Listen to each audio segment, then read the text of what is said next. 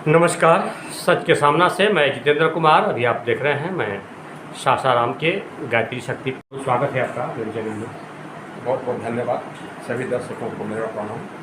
क्या कहेंगे, ये कुछ चीज़ें जो हैं मैं देख रहा हूँ कि आज के जो युवा वर्ग है, खास करके पश्चिमी सभ्यता दिनों ब दिन इतनी हावी होती जा रही है कि लोग बात समझ नहीं पाते हैं, इतिहास को जानते नहीं हैं, लेकिन उसको तोड़ मरोड़ के इस तरह से जो है लोग ये करने लगते हैं। आप दीपावली के बारे में मैं चाहूँगा कि थोड़ा क्लियर करें।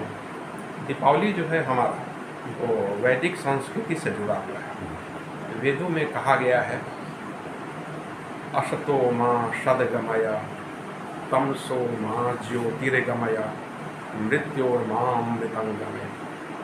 ये जो इसमें जो वैदिक वाक्य है जिसमें तमसो माँ ज्योतिर्गमय, असतो माँ सदगमय और मृत्योर्मामृतंगमय, ये क्या है?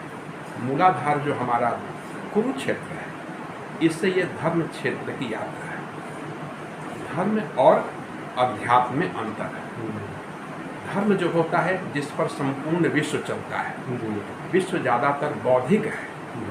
विश्व में उसी की ज़्यादा प्रशंसा है जो आदि भौतिकी में, प्रत्यक्षवाद में, जिसको आज आपने कहा पश्चिम जगत का, पश्चिम जगत, प्रत्यक्षवाद, बौद्धिकवाद या बुद्ध भी, इन सब को इसलिए ज़्यादा प्रश्रय मिलता है विश्व में ताकि ये बुद्धि के अधीन है। युवा जो है उसमें प्राणमय कोश लहरा रहा है, उसकी सारी ज्ञानेंद्रियाँ, कर्मेंद्रियाँ उसको प्रत्यक्ष चाहिए, तो निश्चित रूप से वो पश्चिम की तरफ भागता है। लेकिन ये पूरब और पश्चिम जो है, बौद्धिक क्षेत्र हमारा है उसको हम कहते हैं पश्चिम, और जो प्राज्ञ क्षेत्र हमारा है, हमारे भीतर सद्बुद्धि के माध्यम से जो प्रज्ञा में चला जाता है, जिसको हम ऋतंभरा या स्थिति प्रज्ञा कहते हैं, जो अध्यात्म के विभिन्न सोपान हैं, उसको हम प्राच्य कहते हैं। तो प्राच्य और पाश्चात्य ये दो सभ्यताएं हैं, लेकिन दोनों सभ्यताएं सनातन संस्कृति जो कि ऋषि प्रणीत संस्कृति है उसी के अंग हैं।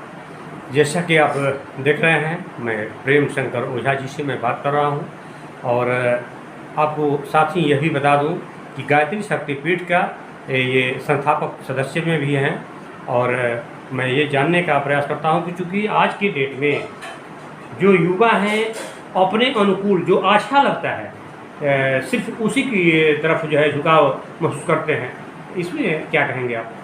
बेसिक रूप से क्या है, जैसे एक तो मैं बता दूं, आप जो बैठे हैं इसका नाम है प्रज्ञा कुंज आरण्यक। ये शांति कुंज हरिद्वार जो कि अखिल विश्व गायत्री परिवार है, जिसके जिला की इकाई यहाँ शक्तिपीठ सासाराम जो कि न्यू एरिया में है, ये पूरे जिले का एक मुख्यालय है। उस मुख्यालय के अंतर में ये एक शोध संस्थान है। तो प्रज्ञा कुंज आरण्यक प्रज्ञा प्रशिक्षण केंद्र है किसका? गायत्री परिवार का, जो कि अखिल विश्व गायत्री परिवार है। तो जो हमारा गायत्री शक्तिपीठ जो हमारा सासाराम है, उसका ये एक मुख्य अन्वेषण यहाँ पे स्थान है। रह गई बात युवा के बारे में पूछा आपने, तो युवा को क्या है? युवा देखिए, हमारे जीवन में सनातन संस्कृति में वर्ण और आश्रम दो चीज़ें हैं। वर्ण में क्या आता है? जो जाति नहीं है, वर्ण जाति नहीं है।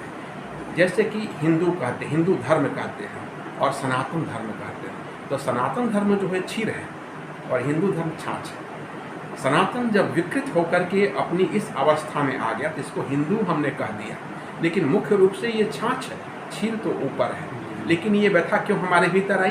क्योंकि क्रमशः हम सनातन जो धर्म था, जो कि राजा परीक्षित के समय, जो द्वापर युग में था, जो युधिष्ठिर के समय था, उससे काफ़ी गिरावट आती है। बौद्धिक गिरावट हमारी बुद्ध से आई, उसके बाद गिरावट हमारी इस्लाम से आई, क्रिश्चियनिटी हमारी आई, और जिसको आप मॉडर्न साइंस कहते हैं, मॉडर्न विज्ञान कहते हैं, इसने पूरे हमारे विश्व के जनमानस को आच्छादित कर रखा है। अब चार चार आच्छादन में भारतीय जी रहा है, भारतीय युवा जी रहा है। था जो है कहीं ना कहीं बहुत ही इम्पोर्टेंट है, खास करके शिक्षा, संस्कार और सभ्यता के लिए, इसमें कोई दो राय नहीं है। लेकिन बात आ जाती है शिक्षा की, तो इसमें शिक्षा का कितना रोल, चूँकि आज की जो है विज्ञान को आप कितना प्रभावी समझते हैं? बहुत बहुत धन्यवाद तिवारी जी, चूँकि आपने प्रश्न बड़ा ही गूढ़ पूछा।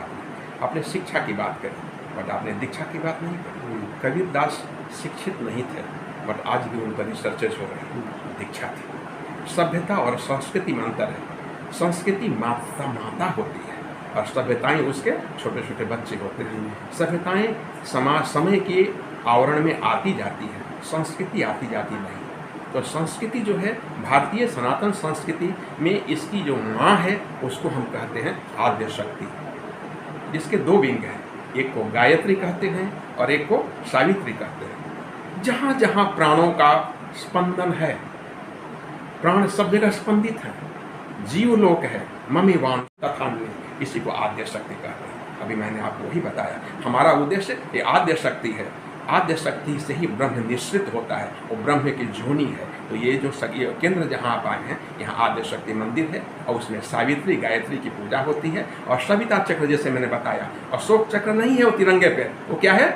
सविता, सनातन सविता चक्र है, जिसके 24 मंत्र हैं, जिसके 24 बीज मंत्र हैं, इसमें 24 ऋषि हैं, इसके 24 स्पोक्स हैं। इसको आप ज़्यादा करिए तो कम से कम भारत जाने तो कि किसको भारत कहते हैं। और ये जो आज आपका इंटरव्यू हो सकता है कि शाश्वत चिरकाल में चला जाए, क्योंकि पहली बार मैंने किसी को ये कहा है कि ये सनातन सविता चक्र है, ये अशोक चक्र नहीं है। और इसकी हम लोगों ने फोटो कॉपी ऑलरेडी आश्रम में टांग रखी है, कई सालों से पड़ी हुई है। चलिए मैं आप जब भ्रमण करेंगे तो आपको मैं दिखा दूंगा। तो ये देवत्व संवर्धन चेतना संस्थान विश्व का एकमात्र संस्थान है जो कि भारत को उस अलौकिक जगत में ले जाएगा जो गायत्री से छंदोबद्ध है और जो गीता का गायक कृष्ण जो है जिसमें अपने को छिपा रखा है। और राष्ट्र जो है वो हमारा स्थिति प्रज्ञता यानी ऋतंभरा में प्रतिष्ठित है, वो मनोमय कोश में कभी कभी आता है। धन्यवाद। जैसा कि आपने देखा, प्रेम शंकर ओझा जी जो गायत्री शक्तिपीठ से बिलोंग करते हैं और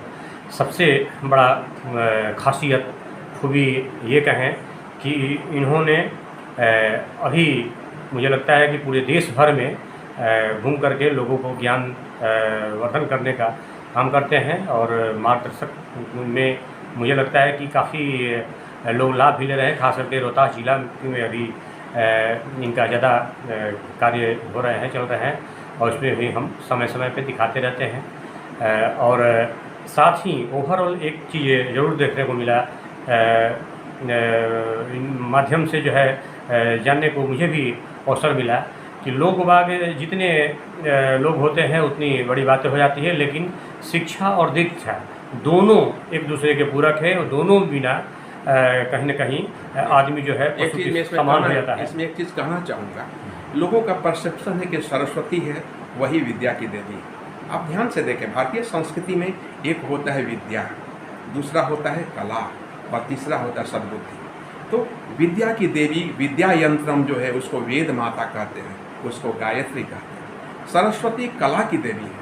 कला जो होता है काल और टाइम और स्पेस के विधि आता है, और विद्या जो है वो क्या विद्यमान है, वो कभी भी अविद्यमान होता ही नहीं है, उसको सियर प्रेजेंस कहते हैं। वो टाइम एंड स्पेशियल जो रियाम है उसके ऊपर रहता है। तो उसमें जो विद्या की जो देवी है वो गायत्री है, और शिक्षा की जो देवी हैं, जो बुद्धि की देवी हैं, जो कला की देवी हैं, वो सरस्वती हैं। और बीच में कनेक्टर कौन है? गणपति। गणपति विवेक के देवता है। तो समझ लीजिए विद्या का क्षेत्र एक ऊपर हो गया, नीचे बुद्धि का तंत्र जिसमें बुद्ध वगैरह घूम रहे हैं। यार जितने इस्लाम है, क्रिश्चियनिटी है, जितने भी सो कॉल्ड रिलीजन्स जिसको धर्म कहते, धर्म है ही नहीं बेसिकली, ये संप्रदाय है, ये बौद्धिक संप्रदाय जिसको मानवों ने बनाया।